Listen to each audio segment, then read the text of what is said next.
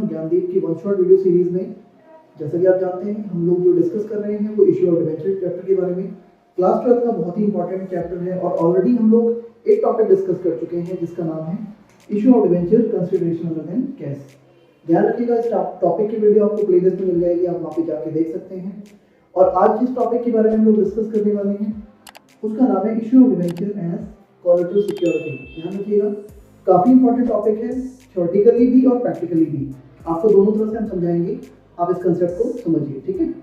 तो collateral security basically होता क्या है? देखो, कोलैटरल सिक्योरिटी का मतलब ये होता है एक कंपनी अगर किसी बैंक से लोन लेती है, लोन बोरो करती है, तो ध्यान रखिएगा बदले में जो भी हमें एज सिक्योरिटी बैंक को देना पड़ेगा, यानी अगर हमारी कंपनी एज सिक्योरिटी जो भी उन्हें देगी बिहाफ ऑफ देयर लोन या लोन के बदले में, that is called collateral security. इस एग्जांपल से समझिए आप, एक एक्स लिमिटेड कंपनी है, बैंक से उन्होंने 6 लाख रुपीस का लोन बोरो किया और इस लोन को पाने के लिए उन्होंने 8,000 डिबेंचर्स गिरवी रखे, 12% डिबेंचर और ₹100 each as security, that is called collateral security. ध्यान रखिएगा, 6 लाख का लोन पाने के लिए आप लगभग 8 लाख रुपए के डिबेंचर दे रहे हो, तो इसी को आप क्या कहते हैं? Collateral security. डिबेंचर के साथ साथ हम और भी चीजें एज अ सिक्योरिटी दे सकते हैं, लाइक प्रॉपर्टीज है, जो भी हमारी मशीनरीज हैं या जो भी हमारे पास एसेट्स हैं उनको हम एज अ सिक्योरिटी बैंक को दे सकते हैं। जो भी आप दोगे वो आपका सिक्योरिटी कोलैटरल सिक्योरिटी कहलाता है, ठीक है। अगर हम यहाँ पे डिबेंचर्स हम टॉपिक पढ़ रहे हैं तो डिबेंचर के सेंस में बात करेंगे। इसको रिप्रेजेंट करने के दो तरीके हैं, या तो आप जनरल एंट्री के थ्रू रिप्रेजेंट करेंगे। तो पहली एंट्री आपकी यहाँ पे क्या होगी? ध्यान रखिएगा, bank account debit to bank loan account, यानी जितने का भी आपने लोन फॉलो किया है वो आप यहाँ पे दिखाएंगे, ठीक है। नेक्स्ट एंट्री होती है, आप इसको शो करोगे 12% डिबेंचर्स के थ्रू, आपको दिखाना है debenture suspense account debit to 12% debentures account. ध्यान रखिएगा, जितने के डिबेंचर्स आपने एज अ सिक्योरिटी दिए हैं उसको आप यहाँ पे रिप्रेजेंट करोगे, ठीक है। तो पहली एंट्री ये इंडिकेट कर रही है कि आपने कितने का लोन बोरो किया। सेकंड एंट्री आपकी debenture suspense account debit to 12% debenture, ये इंडिकेट कर रहा है कि आपने कितने के डिबेंचर्स उन्हें गिरवी रखे हैं एज अ सिक्योरिटी। तो ये आपका पहला वे हो गया जनरल एंट्री, जिसके थ्रू आपने यहाँ पे रिप्रेजेंट किया। सेकंड हम बात करते हैं यहाँ पे बैलेंस शीट के थ्रू अगर आपको दिखाना है तो क्या करेंगे आप? ये बैलेंस शीट का फॉर्मेट है, जैसे पर्टिकुलर नोट्स टू अकाउंट के थ्रू यहाँ पे आता है, देन ये अमाउंट। सबसे पहले आपका यहाँ पे आएगा इक्विटी एंड लायबिलिटी।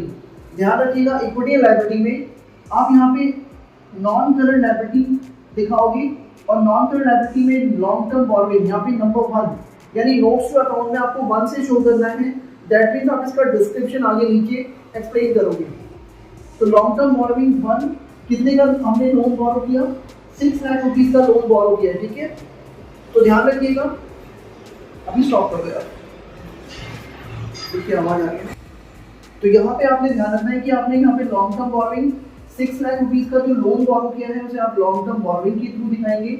और यहाँ पे 1 का मतलब ये है, हम यहाँ पे नोट्स का अकाउंट जब आप बनाएंगे तो पर्टिकुलर देन अमाउंट, यहाँ पे नंबर 1 लॉन्ग टर्म बोरोइंग, यानी ये लॉन्ग टर्म बोरोइंग को कैसे ब्रीफ करोगे, कैसे डिस्क्राइब करोगे?